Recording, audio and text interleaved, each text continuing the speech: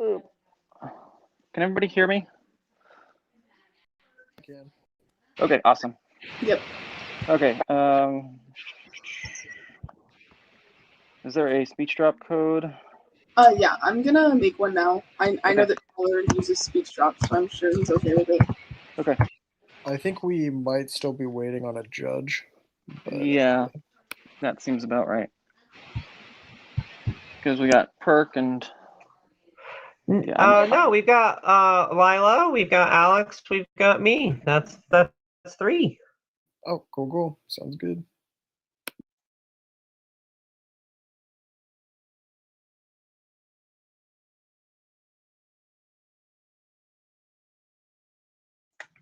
And you all are side locked? Yes. Okay. I'll be AF, so.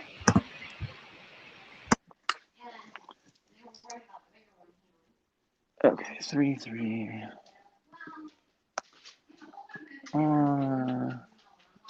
BAC. Okay. Semis. Got my cat up. Okay, I'm ready now. Alicia, you're on F, right? Yep. Okay, cool. Thank you.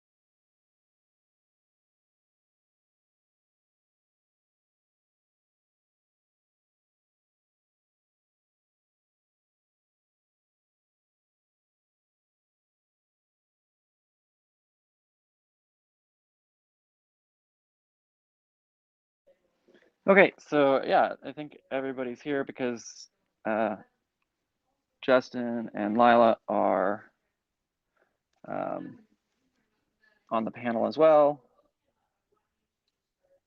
I am in an area with relatively low connectivity, so I won't have my camera on. I'll mute my mic. But yeah. Same. Yeah, I am a 2-person forensic household, so my partner is also judging. Yeah. So I keep my camera off. Yeah, I'm in a very rural place right now, and Does anyone have any questions, comments, or concerns? Oh wait, we only have one debater. Oh, HC is the HornetCup stream bot. Okay, all right. Yeah, we only have one debater. We're waiting for the nag. Okay. Tyler. That makes sense. Okay.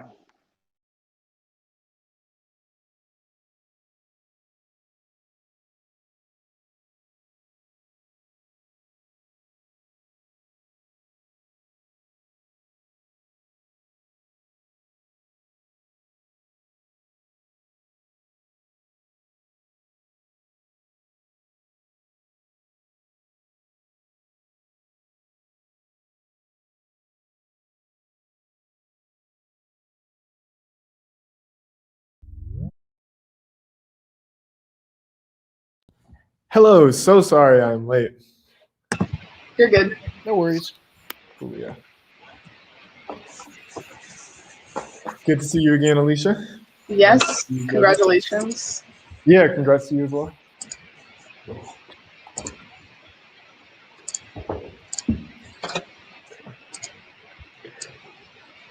We got all 3 judges. Would either of the debaters like to ask any questions of their panel? Questions, comments, concerns, clarifications? Yeah.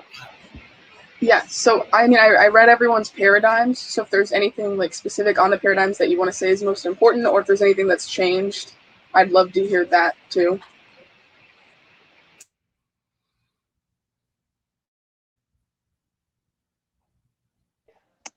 I can't think of any like big things that have changed for me. Yeah. Either for me, either. Okay. Yeah, I don't. Not that I know of. Exactly right. And okay, I've got the A1, the one you see in front of me. Okay.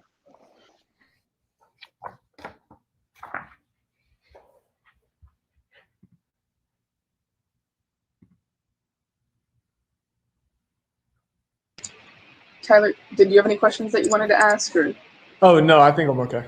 okay, cool. I just wanted to make sure before I like started or whatever. Yep. Yeah, my biggest thing is my speed threshold for analytics is lower than my speed threshold for evidence. Okay. Are there any other reservations on speed for any of the judges? As long as it's not abusive, I don't. Yeah, you know, I mean, this is it's an open round, so yeah, Okay. I don't see why it would be no.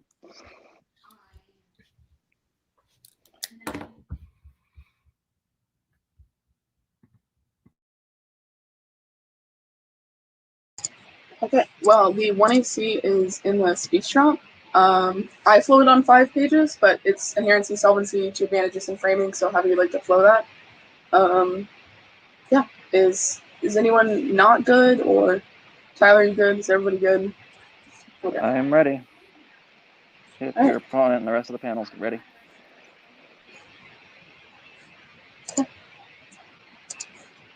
All right.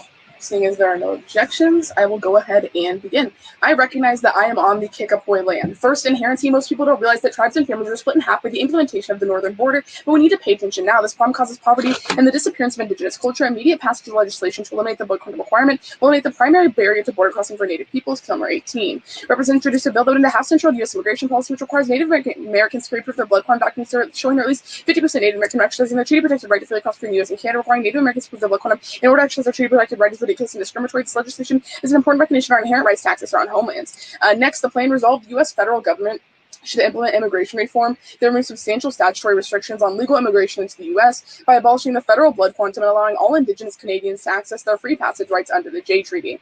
Next, solvency. Native American organizations advocate the elimination of blood quantum restrictions on border passage. The National Congress of American Indians 18, the National Congress of American Indians to support the efforts of northern and southern border tribes to address implementation of the Jay Treaty provisions in Canada governing border crossing for all American Indian, tribal, and First Nations members and removal of the 50% blood quantum requirement in the United States.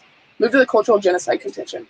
First, blood quantum is an outdated strategy used to erase Indigenous culture, continue the onslaught of anti-Indigenous racism. Hodges 20, the blood quantum is largely seen as short-sighted, just another enduring colonist notion that Native communities are still facing today. Tribal identity didn't exist in the way it does today. Identity remained cultural rather than biological. Its participation in the community, not race, that made a person Native. Federal policy began to use them to exclude individuals from privileges offered to authentic natives. Blood quantum became the requirement for legal natives. At the same time, the government began promoting the programs of assimilation for indigenous peoples. If the native population legally disappears, then the government has no obligations to it. It communicates to the native that their existence must be justified in colonial terms. And border crossing is key to indigenous economies and culture. Day 2017. Trade, economy, culture, and self-determination are vital to the survival of indigenous nations. Our historical economy and trade have existed before there was a Canada-U.S. border. Issues like softwood lumber, agriculture, gaming, communications are just some economic activities. The socioeconomic impacts on First Nations must be acknowledged as a matter of rights. New economies and existing relationships between indigenous nations and tribes tie together an opportunity for intertribal trade. Indigenous peoples that divided by international borders have the right to maintain, develop context, relations, and cooperation, including activities for spiritual, cultural, political, economic, and social purposes. The U.S. must recognize the full spectrum of rights of First Nations and tribes and trade equal sharing of the economic bounty of North America. And genocide of Native peoples constitutes social death, rendering life meaningless. Brain 15. Genocide has 2 phases: one, destruction of the national pattern of the oppressed group; the other, imposition of the national pattern of the oppressor. Genocide is not simply mass murder. The special evil of genocide lies in its infliction of not just physical death, but social death, producing consequent meaninglessness of one's life and even of its termination. Move to the physical genocide contention. First, Native Americans have an extremely high death rate in North America. Fear 19, the research study shows alarming patterns in the mortality rates of status First Nations peoples. First Nation girls between the ages of 15 and 19 are 5 times more likely to die than girls of that age in general. Canadian populations, boys were 4 times more likely to die than the general population. Standardized mortality rates have not changed in the past 30 years and may have even decreased for some groups.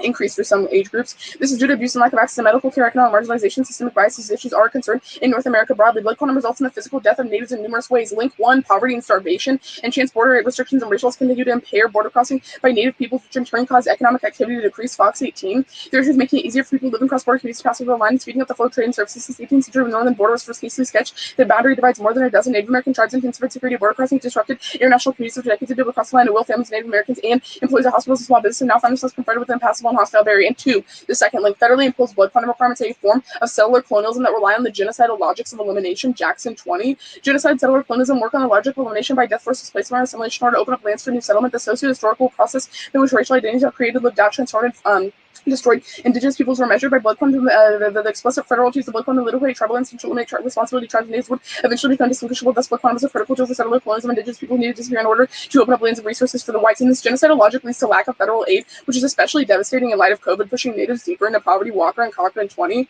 The human and economic toll of the pandemic is particularly devastating for tribes across the country, which are already struggling with inadequate federal resources and are now among the most vulnerable and hardest hit by the virus. The lawsuits and delay in providing the tribal aid represent the largest struggle of our allocating the trillions of dollars Congress approved as part of the stimulus package. And poverty is the worst form of structural violence of Jamal 98. We live in a nation that condones and ignores wide-ranging structural violence of a kind that destroys human life with a breathtaking ruthlessness. By structural violence, I mean the increased rates of death and disability suffered by those who occupy the bottom rungs of society. This form of violence is invisible to us, and because of its invisibility, all the more insidious. Every single year, 2 to 3 times as many people die from poverty throughout the world as were killed by the Nazi genocide. This is in effect genocide on the weak and poor of every year of every decade throughout the entire world. Move on to the framing page. Extinction framing is a far-fetched privilege and silly abstraction that normalizes violence experienced by indigenous bodies. That genocide is the real extinction. Mitchell 17. Extinction has become an emblem of Western fears about the end of the world, climate change, asteroid strikes, nuclear destruction. Extinction has become an empty superlative, an abstract form of unthinkability. Extinction is not a metaphor; it is a very real expression of violence that systemically destroys particular beings. Extinction is an expression of colonial violence. The genocides of indigenous people continue apace in contemporary settler states, transformed into multiple manifestations. Extinction is not a metaphor for genocide or other forms of large-scale violence. It is a distinct manifestation of genocide. Treating extinction as something short of genocide entrenches Eurocentric understandings of personhood. Racialized people are more likely to suffer from the effects of extinction. Extinction is not a metaphor. In many cases, it's quite literally genocide enacted against indigenous people and their other than human relations. Thank you. Now open for cross-examination.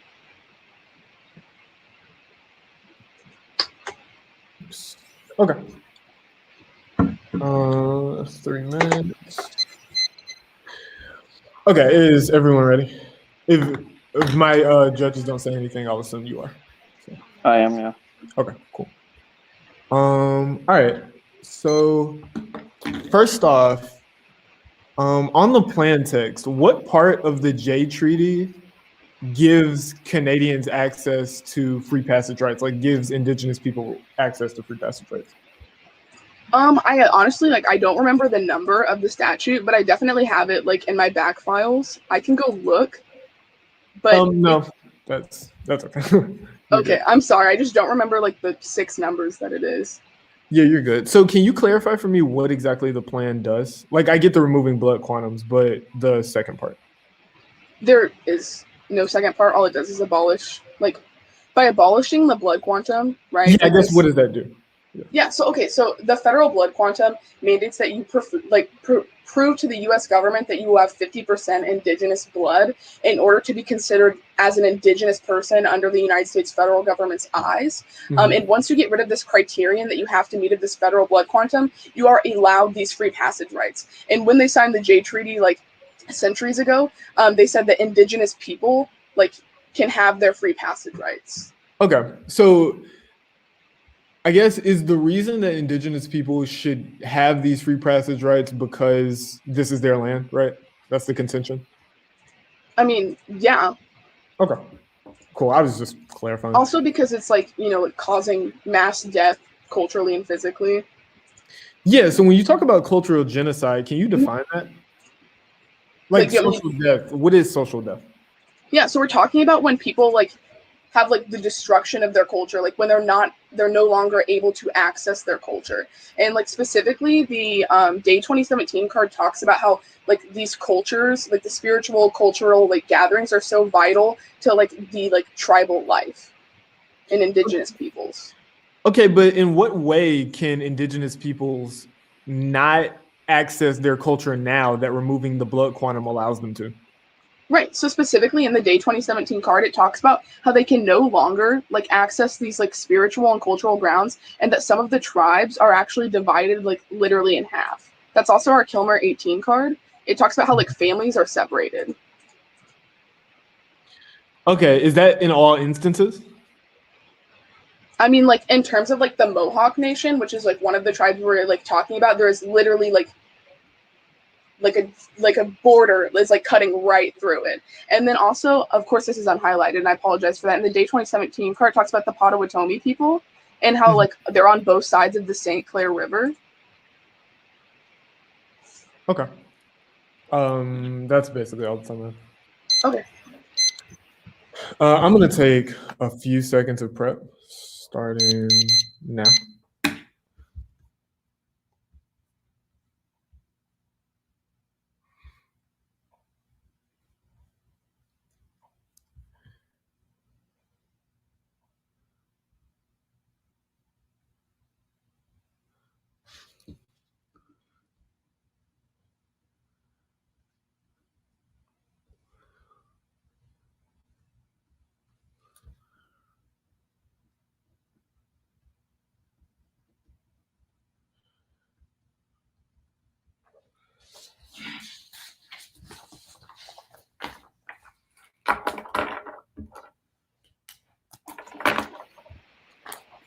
I don't know if you need this information at all, but it's Section 3 of the J Treaty. Okay, thanks. And that was 310. I have 310 left. I used 50 seconds. Oh, thanks, Justin. And I'll upload the doc now. How many pages? Yeah, I think it's gonna be 2 off and then case. Okay. Or I lied, 3 off and then case. Sorry. No, you're fine. Is it just case and order? Yeah, it'll mostly be solvency Okay, cool. in terms of where you need to be on the floor. Thanks so much. Yep. I have it up. Okay, cool. So is everyone ready? Give me a second, sorry. Word opens really slow for me.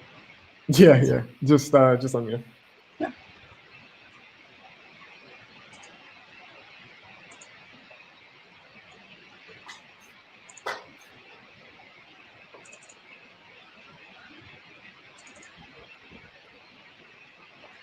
Okay, there we go.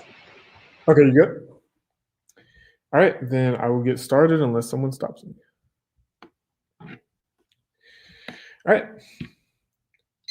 First off, is T blood quantities are not legal immigration. A, legal immigration means LPR. There are 3 broad categories. Chang et al. In 2004. Legal immigration is defined as persons lawfully admitted for permanent residence into the U.S. The Immigration Act establishes limits for 3 classes of immigrants: family-sponsored preferences, employment-based preferences, and diversity immigrants. B, violation. J Treaty recipients are legally distinct from LPR. The USCIS website says a record of admission for permanent residence will be created if an American Indian born in Canada wishes to reside permanently. This statement seems to recognize that the exercise of the free passage right is distinct from choosing to live permanently in the U.S. C, standards. 1, limit. There are all sorts of exceptions to the typical immigration process. LPR gives the IF lots of ground while giving the negative a clear set of cases. 2, ground. Many core negative arguments linked to the visa process, backlogs, visa critiques, and politics links. 3, bright line. LPR gives a clear set of cases. The negative can be prepared to debate. D, voters. 1, topicality is not accurate or predictable. In first set of cases, the negative can be prepared to debate on their merits. And 2, extra topicality as a voter, it is unpredictable and proves the resolution is insufficient. Second T is remove means cancel, not modify. A, interpretation. Remove in the context of restriction means cancel, not modify or replace. OED in 2020. To cancel or lift the restriction, the tax, etc., to get rid of, to put an end to. B, violation. The F replaces the blood quantum. C, standards. 1, limit.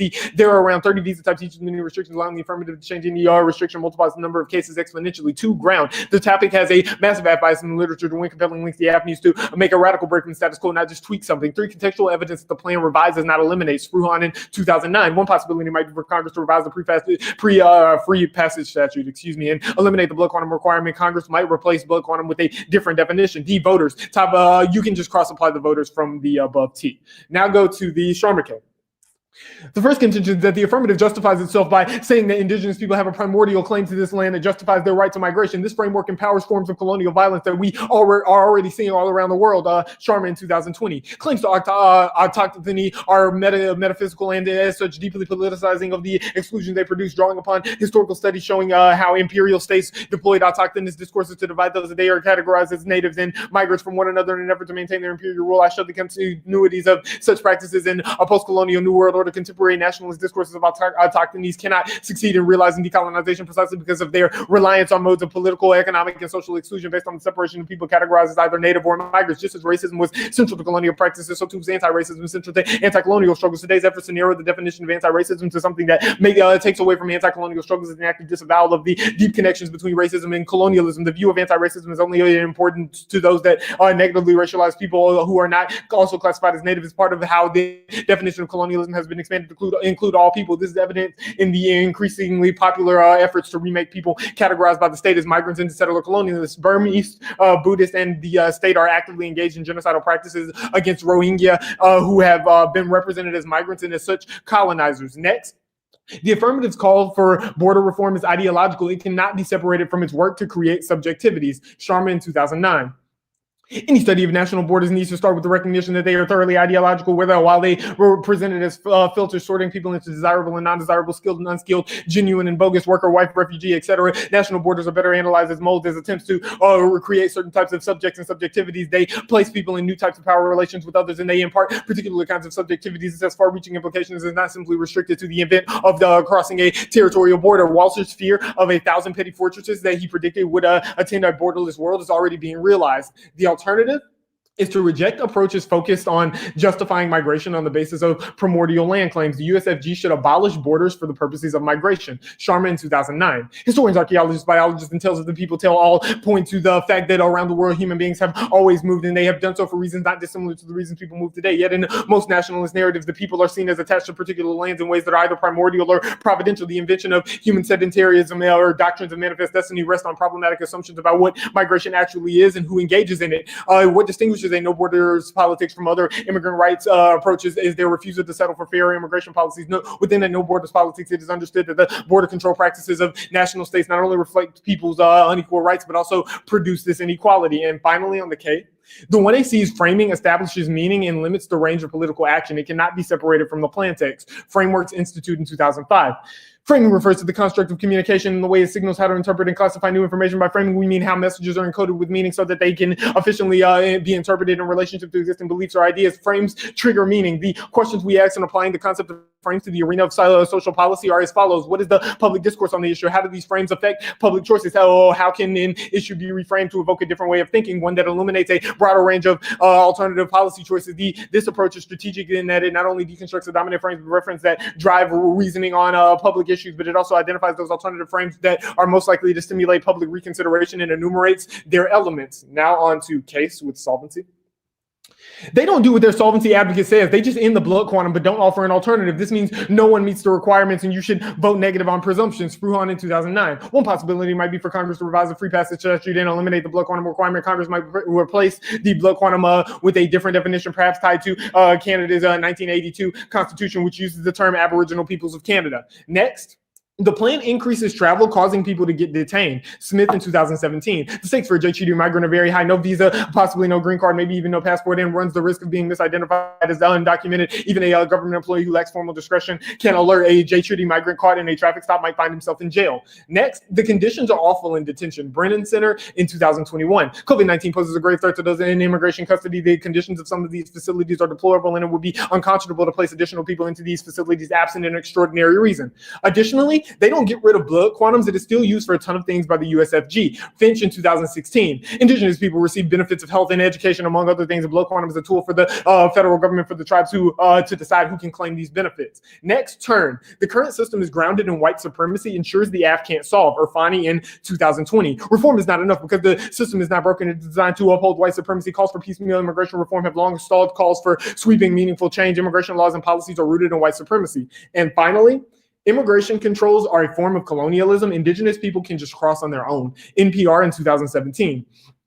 Akwesasne have to cross the border legally just to get from one side of the reservation to the other. It is not just a hassle, says co-editor of the Akwesasne based newspaper. It is a violation of her sovereignty as a native person. I have a U.S. passport, but I'll be damned if I use a passport coming into my own territory, she says.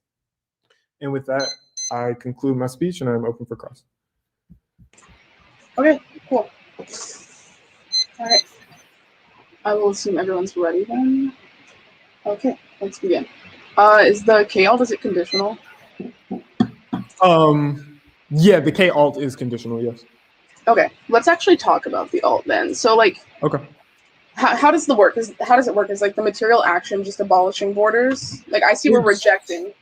So it's abolishing borders, like the material action is abolishing borders, but only for the purposes of migration. So not abolishing borders in its entirety, just for the purposes of immigration. Okay, so like under the alt, like people like are still technically classified, these indigenous people are still technically classified as immigrants? No. No, that's like not How? what the argument. Like the separatism, like one of the links to the plan is the separatism of migrants and indigenous people that is predicated on connecting indigenous peoples to like land claims. We abolish borders for the purposes of migration so that immigrants aren't like delegated in this fashion, or indigenous peoples aren't delegated in this fashion. And then like on a broader aspect, like what else does the K like claim to solve for? Yeah, well, our argument is that tying indigenous people to land is inherently problematic, connected to like genocidal logics and colonial violence. We solve that better than the affirmative. Okay. And then like how is this gonna happen? Like how are we gonna see the borders abolished? I Like would are you say, just fiating it or yeah, I would say fiat and normal means checks. okay. And then on the T removes, Yep. like how are we an alteration and not like a cancellation? Well, because you add an addendum to the rule, and if you don't, then you don't solve. So like it's like a double bind. Either you're not topical or you don't solve. But, oh, okay, on the case argument. Okay, that makes sense. Yeah. And then on LPR specifically, like would a green card meet like the interpretation? So our Smith 2017 evidence says J Treaty recipients specifically are distinct from LPR. It's not necessarily predicated on green cards. Okay. And then, sorry, move to the like white supremacy turn on the case. Yep. Like, how is this a turn? Like, what? Like, I understand. Like, I agree with you. Like, the state like has like ties in it that like definitely uphold white supremacy, especially the history. But like, how does this change the AF? Like, where does the AF claim to solve for like white supremacy? Yeah, no. So that's my fault. The tag is kind of misleading. It's more like a solvency takeout. Like the immigration system is inherently white supremacist, and that means that the AF can't solve multiple causes. Is basically the argument. Okay, that makes sense. Sorry about that. No, you're good. That's time. Thank you. I will go ahead and start my prep now.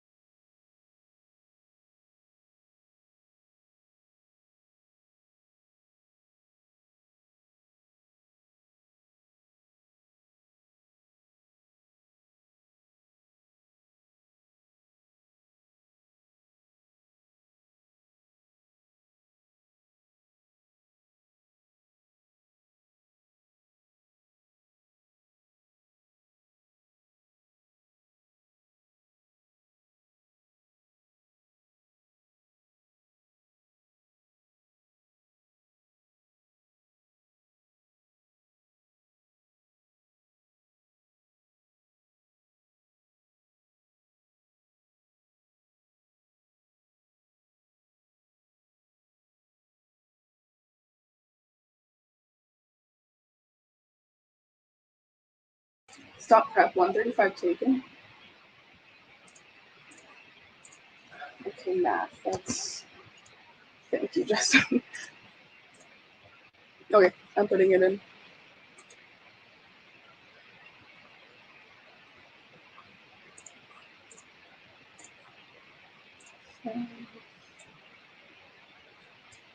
Okay, it should be in there. Okay, give me a second to download. And while you're downloading, it's going to be T on top. We're actually going to do the T remove on top and then TLPR. Then we'll do solvency, physical genocide, cultural genocide framings, and then the critique. Wait, could you repeat the order one more time? Yeah, I'm sorry. It's going to be T remove on top, T, LPR, solvency, and then like case and order. So physical genocide, cultural genocide, and then the critique.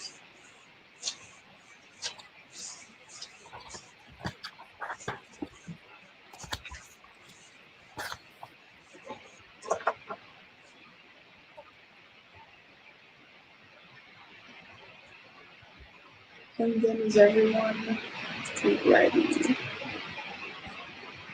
Yep, ready when you. Okay. Now I'll assume everyone else is ready.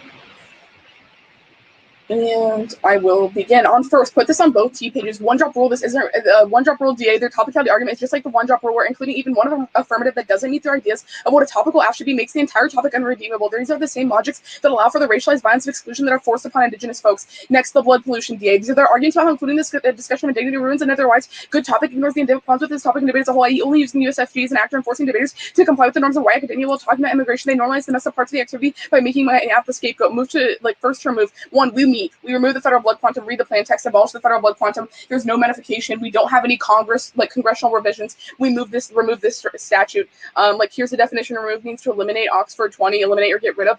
We meet our interpret, eliminate a law, fair ground, any dissents, critiques, or counterpoints that leaks the act of removing any restriction on legal immigration. Leaks the act contextually accurate. Our definition is readily usable to describe restricting the context of immigration policy and topicality shouldn't be about our competing interpretations are bad. It makes the race the one. It is infinitely regressive and justifies counter-interpretation. Only our case topical good is good enough. Reasonability is key to check unpredictable neg definitions, check the next log bias, and there's no objective way to reconcile competing interpretations. See, potential abuse is not about it's infinitely regressive and leads to judge intervention might make them prove end-round abuse. Like, people are coming into the United States regardless. This will apply to any DA that deals with more people coming into the U.S. There's no ground loss. Move on to LPR. We need Indigenous natives who wish to reside in the U.S. are given permanent residence card even without the card. They have the LPR status. The getting the green card solidifies it. Even if they don't stay here all the time, they still have LPR status in the U.S. USCIS and D. If you live in the United States and are American natives who are born in Canada and possess at least 50% American Indigenous blood, you may obtain a permanent residence card by requesting a creation of record and counter interpretation legal immigration. Refers to anyone whose legal status to immigrant. The INA defines immigrant by exclusion of not proven to be one of the non-immigrant abuse categories. People considered immigrants by default. Spain 2002, the classification made by systems of immigrant or non-immigrant. The INA states every alien not falling in this category is considered immigrant. Non-immigrants are primarily tourist individuals on business trips. Immigrants are regarded from the outset as intending to remain in the United States, identify to live and work on a permanent basis. So sorry to make you do this on your flow, but please cross-apply the same standards and voters.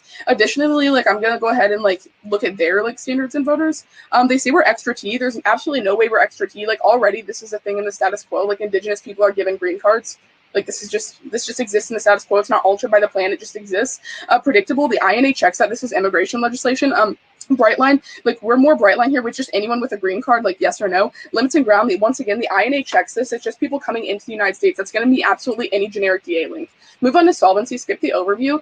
They talk about how we can't solve because of these, there's no alternative. This isn't true. Tribal membership cards are normal means of enforcement. Term Rule 08. To invoke the treaty rights of the board, they must present a blood card letter is often presented along with status card, federally recognized photo ID that Canadian bans and their members. You need to show 50% that's already constricted. If you can't prove it, you go to court. Bans and tribes have asked the U.S. government to recognize the cards they issue their members. This means this is what's going to happen in the world post-AF. Then they talk about detainees in detention. Natives are not detained at the northern border. This isn't true. You extend the NCAA I-18 National Congress of American Indians card. They're asking for this policy to be passed that the harms happening right in the status quo are worse. Then they say that BQ is used right now. This isn't true.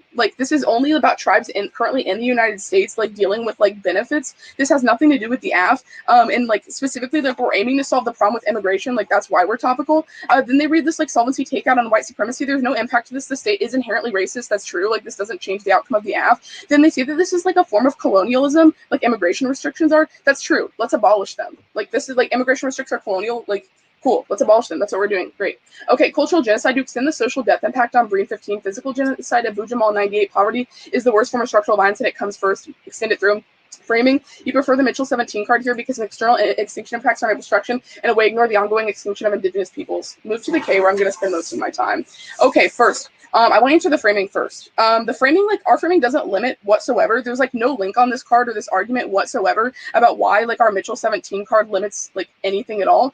Then also in a world post-AF, what we're going to see in a world post K, excuse me, is that the United States federal government is still going to exist. The borders are just going to be abolished for immigrants. This means that these people, these indigenous people, are still going to have this horrible name of like being immigrants, which is going to trigger the impacts on our physical genocide contention, meaning they still can't solve for like the actual structural violence that's happening when it comes to these impoverished peoples. Okay, let's actually look at the document now.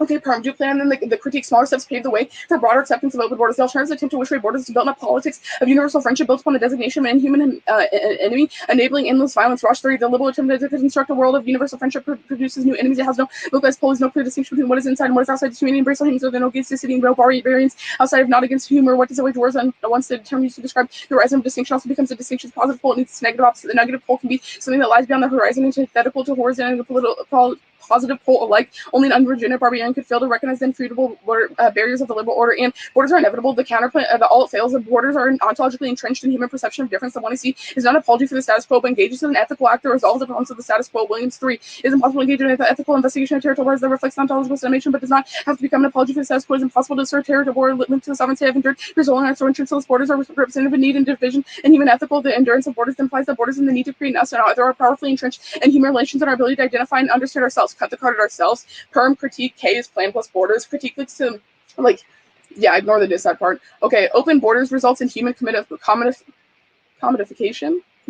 Okay, worsening global income inequality. SGO 15. Open borders are a recipe for further commodification. Human beings achieve people's economic empathy, but move about the globe at the whim of global capitalism, neither rational nor humanity's systemic solution to global wealth inequality, rather than intellectual gimmicks designed to promote exploitation. And utopian critiques are illegitimate. Open borders is an unworldly utopian critique that will never occur in the real world. Removes focus from real world policy actions like the app, for which specific education is far more likely to affect social change. Voting issue for education. I can't provide any actual policy work against the alternative whatsoever about how it functions or prove any solvency deficits when it comes to going through the United States federal government. Thank you.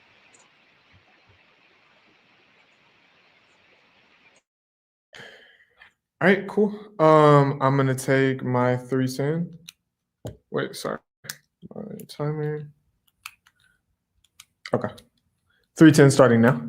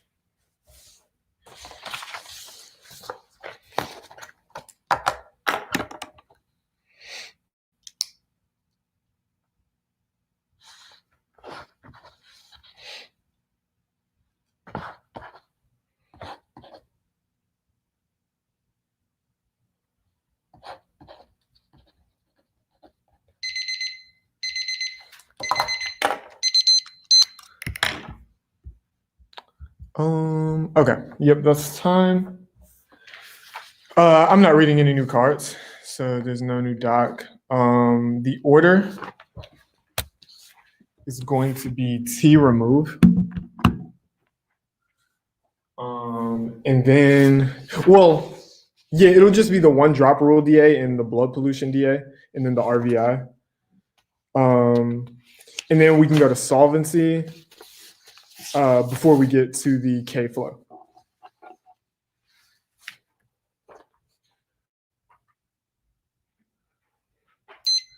Is everyone good with that? Coolio. Yep. All right. And if I don't get stopped, I'm gonna go ahead and begin. So just so that everyone's aware, it's gonna be the T's and then like an overview before I get to the K proper. So after solvency, before I get to the K proper, I'll read an overview. Sorry. All right. And here we go.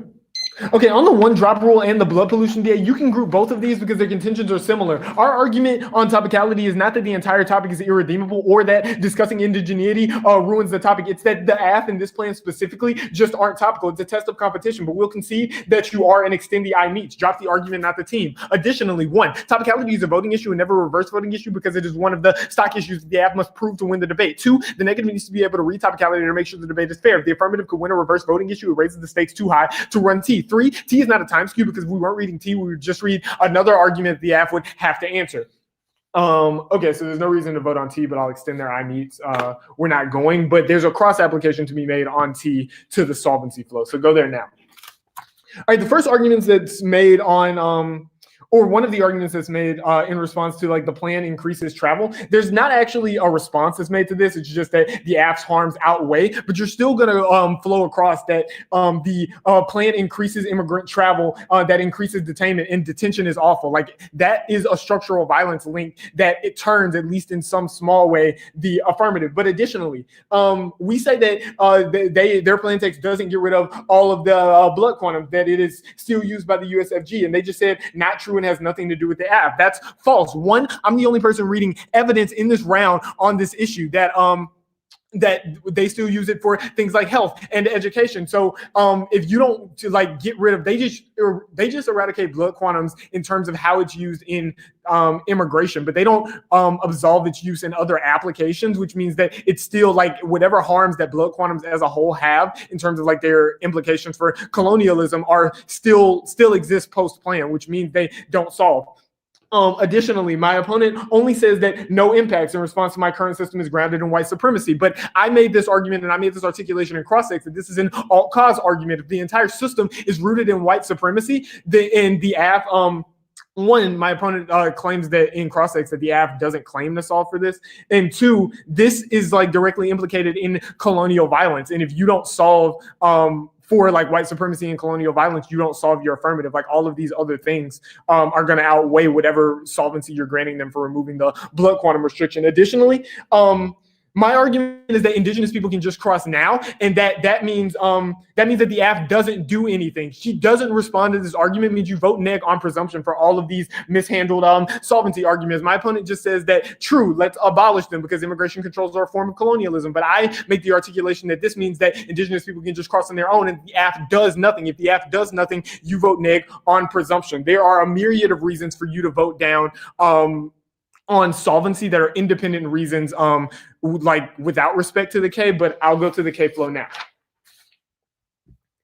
So first, as an overview, the plan justifies itself by appealing to indigenous people's ancient right to exist on this land, which supersedes the right of any other migrant. This is an appeal to autochthony, not a broad call to the right of migration, but a specific exception located within a treaty. This is an awful starting point for the politics of migration. One, the claim that indigenous people have special rights of migration denies the universal right of migration. Our Sharma evidence shows that there is fundamentally zero-sum relationship between these two politics. Two, the language and justifications of the 1AC will be co-opted by reactionary forces to justify genocide. This turns the entirety of the advantage, or the entirety of the affirmative. We are already seeing groups in Myanmar appeal to indigenous land claims when they commit violence against their Muslim minority populations. In the United States, this becomes the idea that indigenous people can freely travel, but those non-indigenous invaders from Central America and Canada need to be locked up in cages. The alternative, even though the alternative resolves the entirety of case, I'm going to kick the alt. There was no condo red. There's no condo bad shell red.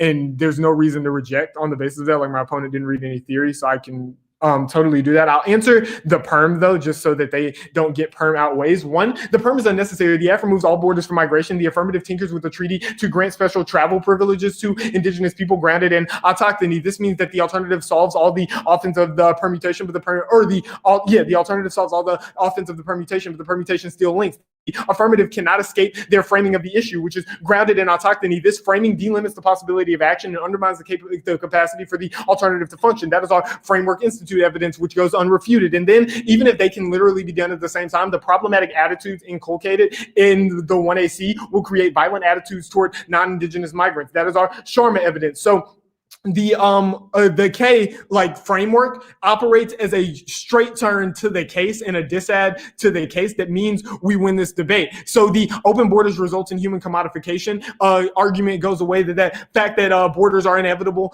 goes away, and the alternative's attempts to wish away borders it goes away. Also, the utopian counterplans or illegitimate voter is overwhelmed by the fact that we'll kick the alt and running. And two, the alternative is not utopian. Like, we don't claim a perfect world, which is what a utopia is. We claim that, and we don't claim open borders in the conventional sense. We claim open borders for the purposes of migration. And we read like a solvency advocate that says that this is possible, which nullifies the utopian counterplan. There's nothing the way on the flow in terms of answers to the framework. Like, the way that our argument is the way that the affirmative ties indigenous peoples to land is inherently problematic and linked to genocidal logics, genocidal and colonial violent logics, which mean that they can never solve the harms of the affirmative, like the genocide of the affirmative. That's all of their advantages. But additionally, you can vote neg on all of the case stuff.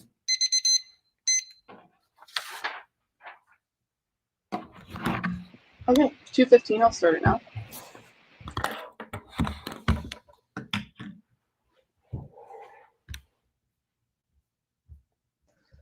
$225, but who's counting?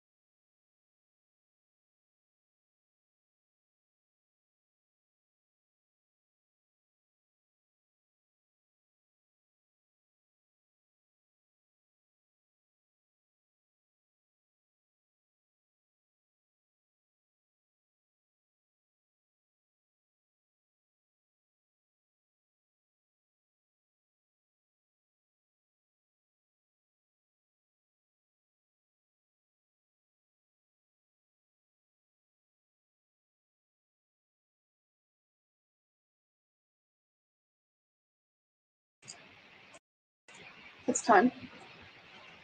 Okay. Just to make this easy, it's going to be the solvency page and the critique. All my framework is going to kind of be done on the K. Hopefully that like makes it the most clean and easiest to flow. But yeah.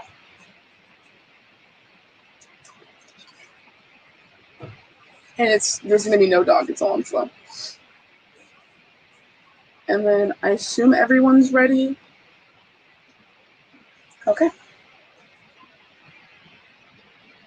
With that, let's go ahead and begin with a quick overview. What you're going to find in this 2AR is that all the solvency attacks have actually been dropped, my answers, and you're going to find that you're going to be voting on the critique when it comes to what Native Americans want for this country and what they want for their travel. First, let's go into the solvency page. Specifically, they say that I dropped the tribal cards, like, I dropped that there's no alternative. This isn't true. They didn't flow me. The tribal cards are normal means. That's my card, the turn below weight card I read in the previous speech. Then they say that I dropped immigration travel. This isn't true. I said this is not specific to the northern border. And two, I said the NCAI 18 card, that's the National Congress of American Indians, that says they want the AF. If there is violence at the border, then the violence that's going on right now is so horrible that these people want this blood quantum picked up and abolished. Okay, then they say that like I dropped the blood quantum used in like medical fields. No, I say that this is only about immigration. What this means is that you don't understand my argument. The harms link to immigration. Look at my case. Look at the Day 2017 card. Look at the Jackson 20 card. Look at all my links. They are specific to the obstacles the Native Americans face in terms of immigration and not being able to get back to their land. And once again, you're going to extend this NCIA 18 card.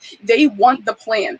Okay, then they say like we don't solve like white supremacy. None of my links are predicated off of white supremacy. They talk about how blood quantum is a pillar of settler colonialism, and that's what we're dismantling. So maybe that's confused there, but I'm not trying. Like none of my links, none of my impacts. This has nothing to do with white supremacy. It has everything to do with abolishing like the problem at the border, which is a form of white supremacy, yes. But obviously we can't like get rid of the entire state in and of itself in terms of a policy act. Move on to the critique specifically. Okay, so there's a lot of like we're dropping the turns, we're dropping the utopian fiat.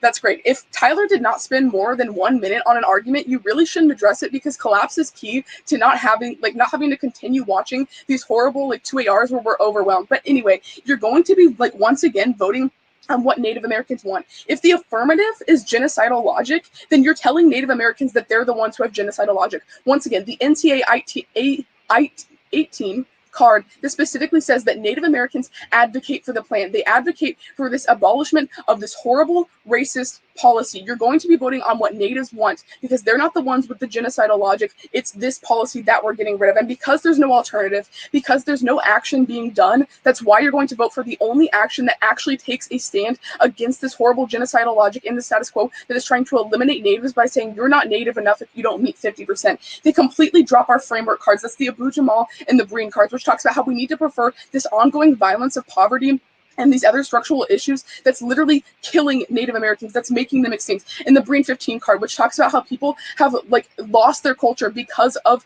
this horrible policy that is preventing them from accessing their spiritual grounds and their families. And then finally, the revolution impact is brand new. Look at the 1NC. Sure, maybe it's hidden in a card somewhere, but it's not in like a tag. You evaluate our impacts first. You vote for what natives want. Thank you.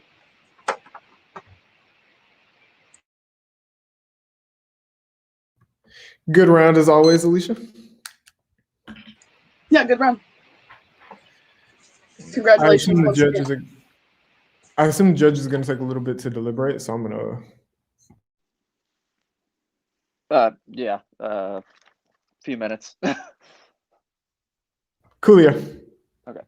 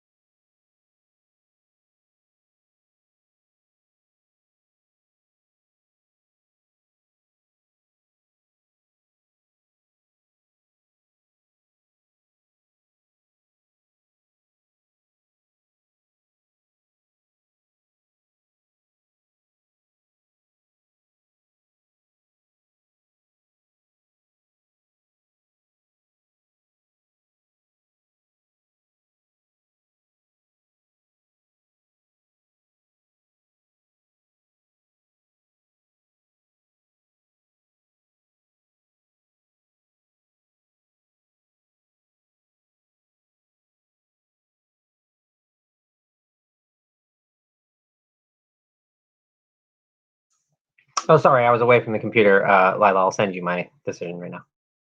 Cool. Thanks so much.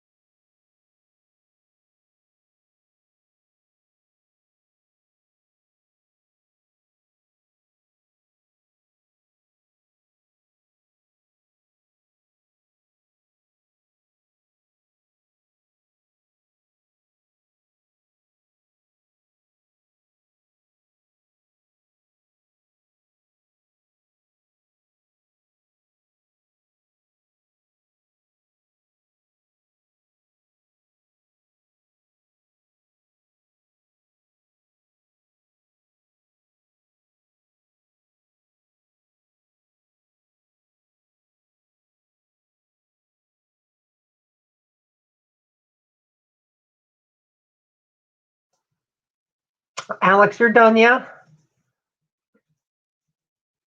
Yeah, I'm in, and I was going to give a. Oh, can you private message? No, he froze. Oh yeah, just private message. Yeah, Lila or myself, one of us for. Yeah. Or, yeah, private Yeah, message, that's fine. Lila. That's legit, but I Go didn't ahead. know if we're talking live action or cartoon count. Oh, I'm sorry. Yeah, yeah, I was gonna just give a verbal RFD. I'm on my phone. It's very hard for me to like. Or my type. crazy Right, but we need to know That the was a decision. superhero movie, and that was pretty Oh yeah, I voted for the neg. There we Okay, go. okay, so that's what I was asking to be private message, so that So- Lila could do the big grandiose I congratulations. think I was conflating yada thing. superhero with I thought. But since it's all good. It's all good. We know your decision.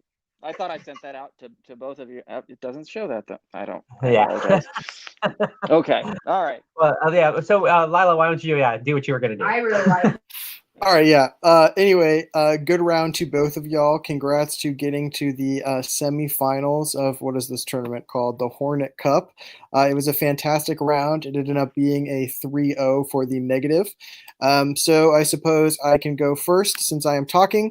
I vote negative at worst on presumption and at best at the fact that the 1AC does not solve, plus the 2NR is winning a tiny piece of terminal offense that weighs under the 2AR's extensions of its internal impact weighing, and thus not only internally linked turns the affirmative, but also does so under the impact prioritization that the 2AR is extending as that which should direct my ballot. And here's specifically how my ballot gets written in this way. First and foremost, I just think that the 2NR strategy is incredibly risky. I understand the idea that kicking the alternative makes sense under the conditions that A, you are winning terminal defense against the affirmative, and B, it's a good time trade-off to not have to answer the only AF offense against the criticism. That said, though, putting yourself in a position in which nearly all of the 2NR offenses collapse to has no uniqueness, given that the case uniqueness is generated by a metric of the alternative solving for the links and thus the terminal offense, is incredibly risky, because even if coming out of the 2NR or 2AR you are winning absolutely all of your offense on the line by line, if the 2AR is able to win risk of solvency plus framing for the 1AC, it's pretty much game over for the 2NR because you have no link uniqueness for any of your offense, thus no offensive reasons to vote negative, and the strategic value of all of your terminal defense goes away as well because the 2AR is just able to hand wave that through try or die framing / risk of a link.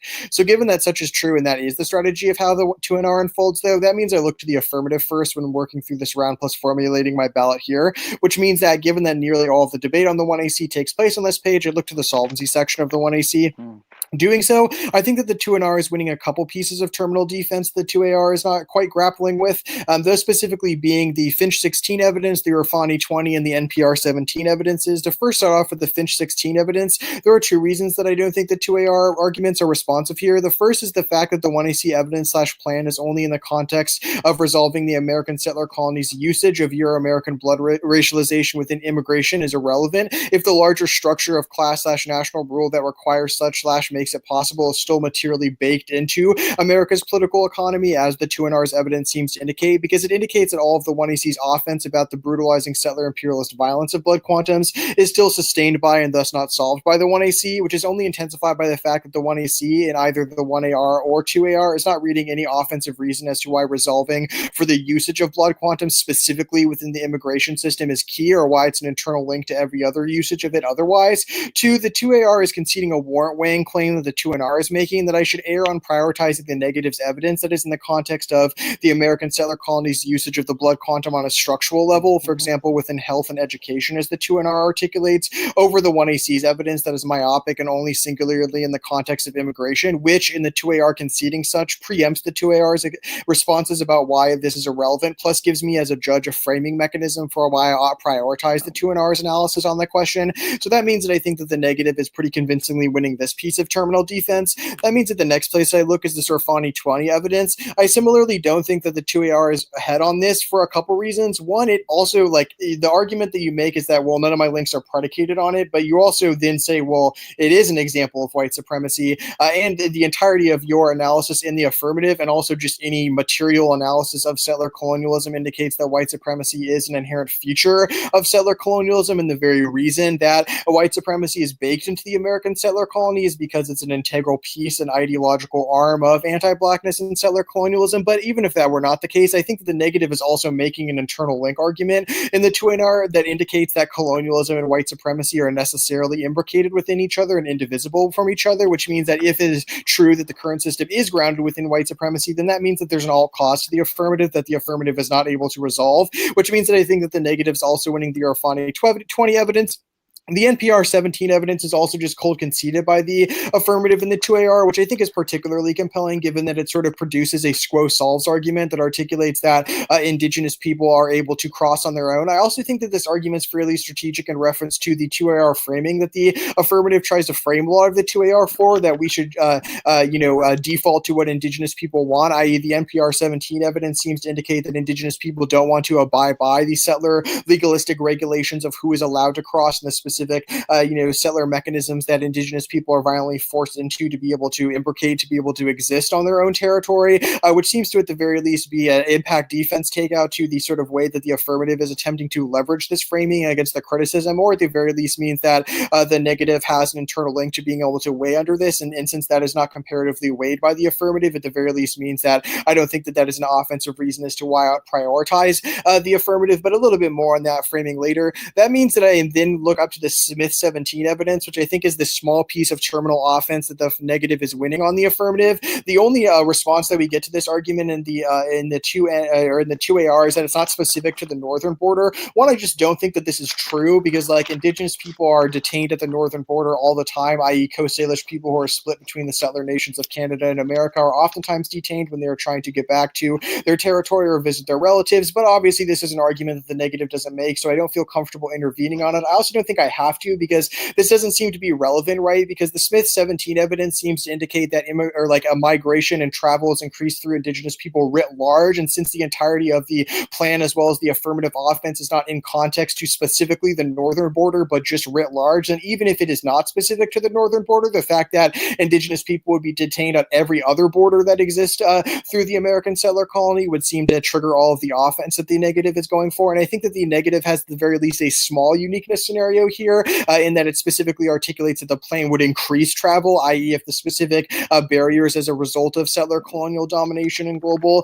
capitalism and imperialism prevent indigenous people from traveling, and the 1AC story is true, then that would increase travel, which I think the negative is winning necessarily trigger structural violence because of the Brenner Center 21 evidence that goes conceded, which I think is, not only a straight turn to the affirmative in terms of the fact that it operates under their structural violence framing, but I think it's also important when we get to the criticism. So that means that I look to the criticism. I think that the negative is just, I think that the criticism ends up functionally just operating again as a linear disad, which sort of just serves as more terminal defense against the affirmative, right? Because I think that you are extending in the 2NR this sort of first piece of Sharma evidence quite well, and I think that you implicate it very well, but absent an alternative, it is just a terminal, or it's just a non-unique disad, right? Which means that at best it just functions as a solvency deficit, but I think that the way that you implicate it in relation to the affirmative is fairly persuasive and good, right? That's specifically the second justification. It's sort of this extension that metaphysical claims to territory are always co-opted in an essential part of the settler nation's attempted naturalization of those of us Euro-Americans in the settler class as being indigenous to stolen and occupied indigenous land. And I think that that seems to indicate that the affirmative, even if it is good, just gets co-opted by reactionaries, particularly given the fact that the affirmative is, a liberal strategy that sort of affirms the existence of the American settler colony and its political economy, which would seem to, again, serve as another piece of terminal defense against the affirmative, which I think that then, given that the affirmative, that the negative is winning this sort of small piece of unique offense vis-a-vis the Smith and Brenner Center 21 evidence, would seem to be a reason to vote negative, because if the affirmative is not able to solve, the affirmative gets co-opted and merely rejustifies settler colonialism, also just doesn't have access to its own solvency mechanism, given the concession of all the specific terminal defense that I just described, that they think the 2NR is extending, and the negative is winning a reason as to why, under the affirmative's own internal impact framing that it extends, the affirmative actually triggers structural violence, and I think that that's a pretty compelling reason to vote for the negative, given that the affirmative has no link uniqueness to any offense at the end of the debate. So the next thing that I sort of sit on for a while is this framing that the affirmative goes for at the end about how we should vote on what indigenous people want, and that given that that indigenous people have articulated that the plan is necessary, that's a reason to vote for the affirmative. I think that there are a couple problems with this framing, though. The first is that it seems fairly new, and it's also not justified, right? Which means that I think it's sufficiently on the flow is enough of a reason as to why I would not consider it, because I'm not really sure why that is true or how that operates in reference to my ballot. How does that frame my ballot in reference to understanding some of the arguments that the negative is reading from indigenous peoples, right? How do I reconcile that? Which I think then also allows for me to at least comfortably politically intervene in this, and that I just think that this is sort of a tokenizing and also bad analysis of the way that colonialism functions, right? I.e. the Red Nation has some pretty good analysis about how a material analysis of neo-colonialism reveals that a lot of indigenous people are folded into the colonial project in a particular way and end up advocating for colonial violence because of either their neo-colonial class privilege or ideological counterinsurgency and colonial propaganda, which seems to mean that this sort of tokenization is not only not what indigenous people want, but also is, given that it's not justified by the affirmative or implicated what that means in reference to the affirmative, means that I feel pretty sufficiently on not voting for it. And I think even if that is not true, the negative is winning arguments that indicate that the affirmative is not able to solve and also triggers colonial violence. So even if it's a question of the necessity of falling under the self-determination and sovereignty of indigenous people, I think the negative is indicating that the affirmative is not a project of that, but rather the opposite of that. So even under that own framing, if I were to grant the affirmative access to that, I would just vote negative. So that's my ballot. Thank you. And then my brain just goes. Yeah, that was an excellent. Wonderful decision. that So was I very well basically, articulated. I basically vote along the same lines. And I'd like to echo the sort of like, baller, risky move by the NR. This was a brave move by the NR, and I think it did kind of catch the 2AR up a little bit, because I think you do have the arguments there. You do have an out.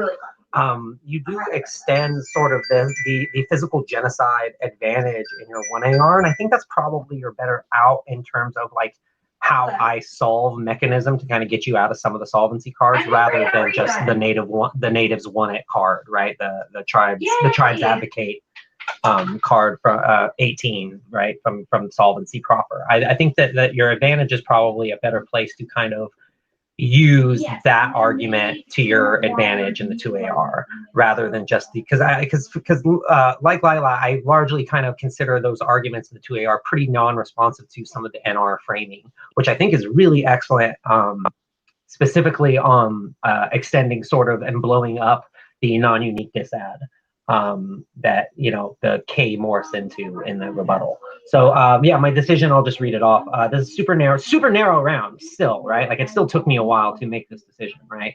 But I'm voting neg on presumption. So once the neg kicks the alternative and reads the K as a disadd to the case, I have a K that turns an insolvent AF. So that's kind of where I kept going back to, is to what extent do I weigh the risk of solvency, right? Because I'm like, oh, well, there's no longer an alternative. So like the risk of solvency. And like I kept coming back to the fact that like you just had such terminal defense on the solvency that couldn't really comfortably give the 2AR that. So I think the neg is winning some solvency defense and this case turn. And the only real response I have kind of to most of these arguments out of the NR is the NR said I dropped that and I didn't, and you extend the same natives want the plan argument. And I just don't think that that's really super responsive, because I think that the NR does a good job of giving you credit for your argument there, right? Like I think that the NR basically goes, oh, okay, the 1AR makes this argument, and it's just not responsive, right? It's kind of the thesis, not that you concede that. So I think you're just pulling through ink there, and I'm not giving you a lot of the weight there. And I also don't really know how natives want this is responsive to like the increase of travel turn specifically. So this is also the thesis of the K disadd debate from the 2AR, and I think that violence towards other populations impact that's kind of there on the criticism is still an argument that goes conceded in the 1AR, and sort of it's because you spend a lot of your time focused on the permutation debate, and you kind of lose a little bit of ground there, specifically kind of reading these disадds on T, which I guess I will get to a little bit. So I think the 2IR gets to the linear risk non-unique debate with just like a little bit too little time in the 2AR to win my ballot. I think you get there, right? You sniff it out there right at the end of that 2AR that like, wait a second, it's a risk of solvency versus this linear disadd. Yeah. And I think that should probably have been like the top of your AF, right? That all I now have to win is that I have a risk of solvency, and then work backwards from that. So I think that was the out, and it was just way more risk of solvency framing was your out. But like that's the problem is you don't solve, right? So you need to win that you solve a little bit more clearly for me, and that's just where I'm at. That's my decision. Alex, take it away. Yeah, Lila and Perk did a great job of articulating things. Just let's see. I have increase in travel, neg wins on structural violence. Just looking at kind of what hasn't been touched on. For me, one of the initial. I mean, the initial framing the Mitchell 17 evidence. And the way that the negative utilized that within their K, I think that the framing argument was strong enough from the negative for me to consider the various case terms and drop Ds. I have. Let's see, what do I have written? That the Mitchell, Brennan 15, and ANJ does not sufficiently answer the framing argument from the negative. Yeah, I mean that's really the only thing that I have to add that hasn't been said. Okay. But yeah, I mean for me the framing discussion within the round really helped lean my ballot towards the neg. Had that not been there, I probably would have voted for the affirmative, I think. But yeah, I mean in the NR, you did a really good job of cross-applying evidence and discussing this increase in how you went on structural violence, and how you went on kind of I can't think of the right term, but kind of violence towards the other. I can't think of like a but anyways, yeah, it was a well done round on both sides and a fairly close ballot for me. But yep. Thanks. Thank you all for judging in great debate again, Alicia. Yeah, thank you. Good luck, Tyler. Good round, y'all. Congratulations. Yeah, you have no question, Alicia? It's good as well. All right, have a great one. Yeah. Yeah.